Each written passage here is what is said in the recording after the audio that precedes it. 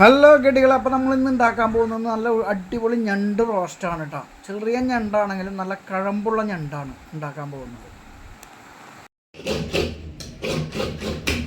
ആവശ്യമായ സാധനങ്ങൾ: 3 ഇടത്തരം സബോള, അരമുറി നാളികേരം, 1 പാല്, ഞണ്ട്, ഉപ്പും മുളക് ഇട്ട് പുഴുങ്ങി വെച്ച 1 കിലോ ഞണ്ട്, പച്ചമുളക്, ഇഞ്ചി വെളുത്തുള്ളി പേസ്റ്റ്, തക്കാളി, കറിവേപ്പില.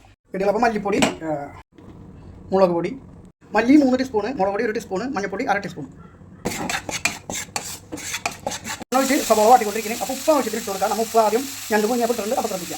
ആദ്യം നല്ല ബ്രൗൺ കളർ ആയിട്ടുണ്ട്. അപ്പോൾ നമ്മൾ ഇഞ്ചി വെളുത്തുള്ളി പേസ്റ്റ് ആയിട്ട് ഇട്ട് കൊടുക്കുക. അതേമാതിരി തന്നെ തക്കാളി ഇട്ട് കൊടുക്കുക. പച്ചമുളക് നമ്മൾ വീട്ടിൽ തന്നെ ഉണ്ടായിരുന്നു, അതിലുള്ള പച്ചമുളക് ഇട്ട് ഇത് അപ്പോൾ നന്നായിട്ട് മിക്സ് ആയിട്ടുണ്ട്. തക്കാളിയൊക്കെ ഒന്ന് ഉടഞ്ഞിട്ടുണ്ട്. അപ്പോൾ നമ്മൾ വറുത്ത് വെച്ച മുളക് പൊടി, മഞ്ഞൾപ്പൊടി അതിലേക്ക് ഇട്ട് കൊടുക്കുക. അതിൽ ഇട്ട് കൊടുക്കുക. ഞണ്ടിൽ പുഴിഞ്ഞ വെള്ളം ഉണ്ട് കേട്ടോ, വേറെ വെള്ളം നമ്മൾ ചേർക്കില്ല.